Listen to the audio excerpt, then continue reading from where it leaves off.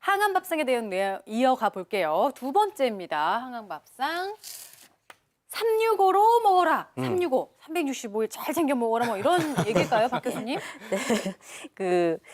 세 끼를 예. 네. 6가지 반찬으로, 예. 그러니까 색깔 있는 반찬으로, 예. 그리고 5가지 색깔의 6가지 성분을 이상으로. 먹어라. 네, 최소 6가지 이상으로. 그러니까 저희가 이제 저희 유방암 환자들 보시면 그 특징이 뭐냐면 음식 다 잘 드세요. 그런데 똑같은 반찬을 3끼를 드세요. 그러니까 저희가 영양을 얘기할 때 어디에 뭐가 들었는지 외울 수 없거든요. 네. 저조차도 또 신 선생님조차도 어디 뭐가 있는지 다 외우지 못해요. 그러니까 다양한 걸 드시는 거예요. 이게 다 이렇게 6개를 다 하려면 참 힘드시기는 할 텐데 네. 그렇지 않더라도 과일도 있고 이런 여러 색깔이 있으니까 예. 그렇게 맞추시면 6대암이랑 5대 만성질환 예방하는데 충분하지 않을까 하는 그런 의미에서 말씀을 드리는 겁니다. 네, 저렇게 챙겨 먹는 게 이게 쉽습니까? 현실적으로 참 주부 입장에서 네. 이게 아이, 하루 참. 3끼 챙겨 먹는 것도 힘든데 네. 6가지 채소를 5가지 색깔로 매일매일 뭐 명절도 아니고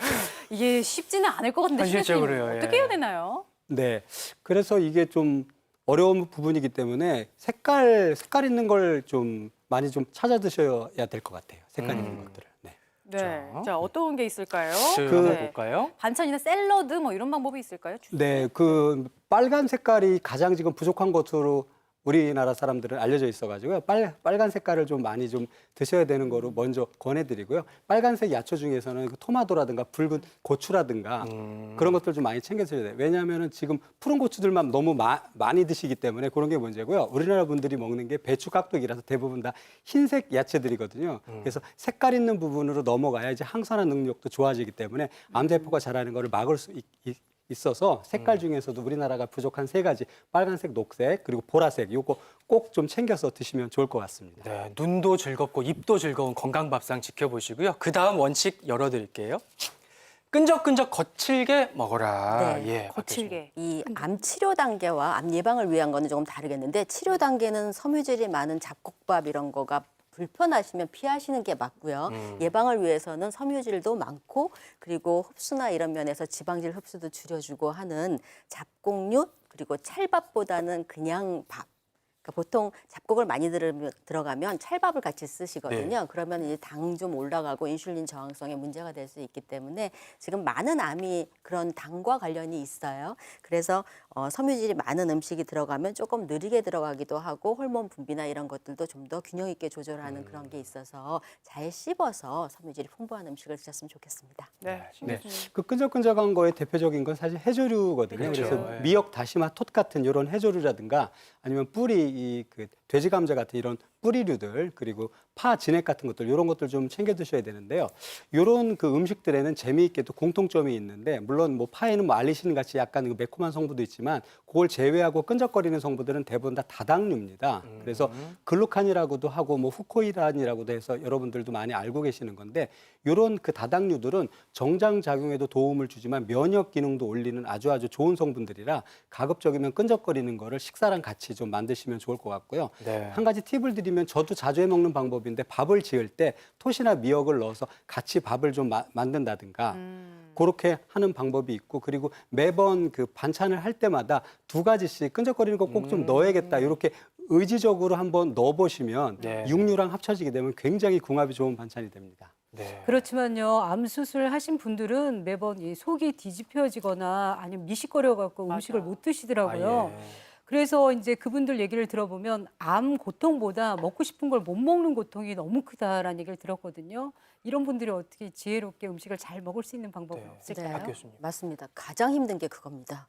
그 먹고 싶은 거를 못 먹는 거를 넘어서서 아무 힘이 없어서 의욕이 없어지는 거 그게 문제거든요. 그래서 이때는 지금 얘기 드린 항암밥상이 아니라 약간 탕류, 그다음에 미음, 죽 이런 거를 조금 자주 드시는 쪽으로 하시는 게 좋겠고요. 다른 야채나 과일 이런 거 많이 먹으면은 설사하시기가 좀 더 쉽기 때문에 자기가 평상시 잘 먹던 거 암에 좋건 안 좋건 평상시 잘 먹던 것들을 먹기 좀 편한 형태로 바꿔서 드시는 게 좋겠습니다.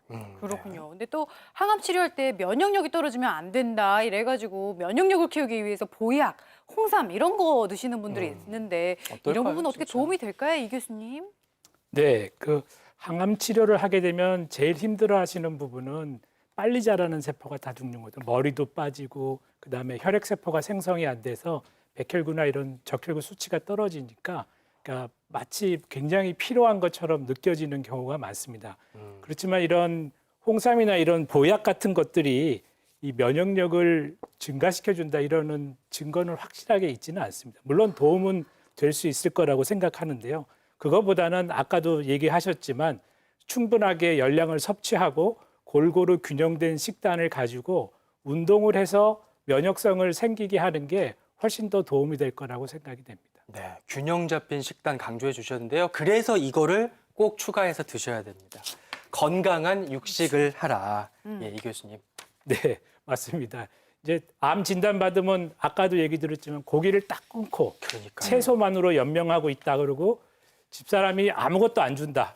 그래서 정말 홀쭉하게 돼서 오시는 분들이 아유, 있습니다. 어떡해요. 배고프신데. 네. 그래서 저희가 농담으로 암세포가 죽기 전에 사람이 먼저 죽겠습니다. 이렇게 얘기를 드리는데요. 이 질 좋은 단백질을 섭취하는 게 수술 후에는 굉장히 중요합니다. 그래서 단백질 섭취를 아까도 말씀드렸지만 지방이 많은 갈비나 이런 음식보다는 좀 지방이 적은 부위의 고기를 하루에 소량씩 조금씩 드시는 게 중요합니다. 아까도 말씀드렸지만 한꺼번에 회식하듯이 마구 드시는 거는 좋지 않고요. 그러니까. 네. 소량씩 조금씩 드시는 것이 훨씬 좋고 또 조리법도 아까 얘기해 주셨는데 이렇게 구워 드시는 것보다는 수육과 같이 이렇게 푹 삶아서 기름기를 다 제거하고 단백질만 드시는 게 훨씬 유리합니다.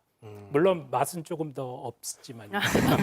솔직히. 네. 네, 그 구워 드시는 걸 포기할 수 없다 이런 분들도 계신데 만약에 그럴 경우에는 직화보다는 불판을 이용하시는 게 조금 더 덜 타니까요. 그렇게 활용해 보시면 좋겠고요.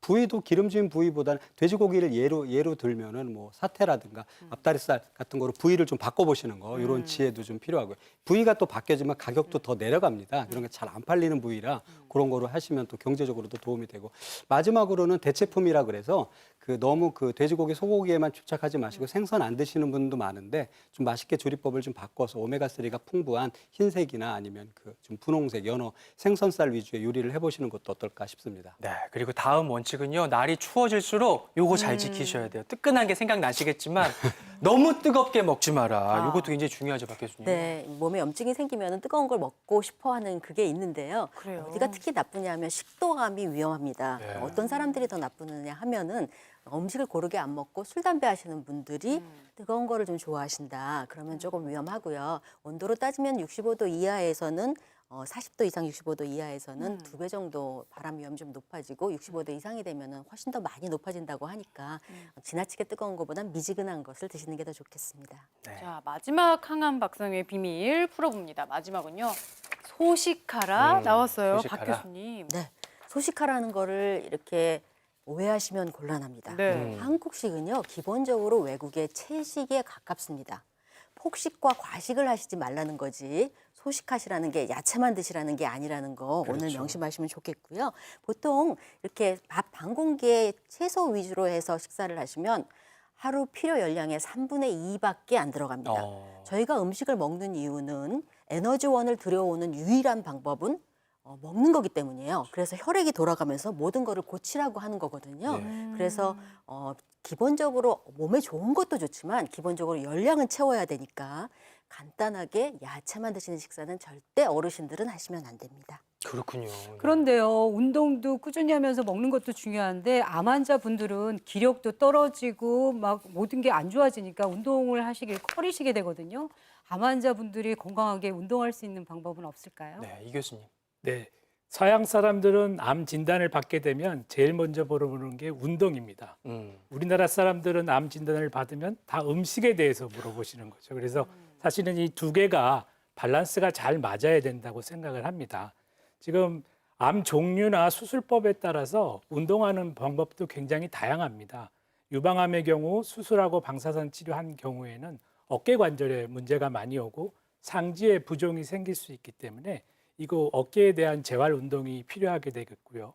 아까도 보셨지만 전립선암 환자들은 호르몬 치료하고 나면은 골다공증이나 근력이 많이 떨어지기 때문에 근육 운동 위주의 운동을 하셔야 됩니다. 이렇게 암종별로 또 자기에 맞는 그 운동 방법을 전문가와 상의해서 하시는 게 좋고요. 또 아까도 보셨지만 집에서 이용해서 할 수 있는 이런 어플리케이션이나 앱이 많이 나와 있습니다. 그래서 그런 거를 이용해서 네. 집에서 하시는 게 좋을 거로 생각하고요. 또 이게 중증 환자들은 요즘 병원 오기 싫어하시잖아요. 그러니까 이런 것들이 아마 코로나 시대 이후에도 많이 네. 이용되지 않을까 저는 생각하고 있습니다.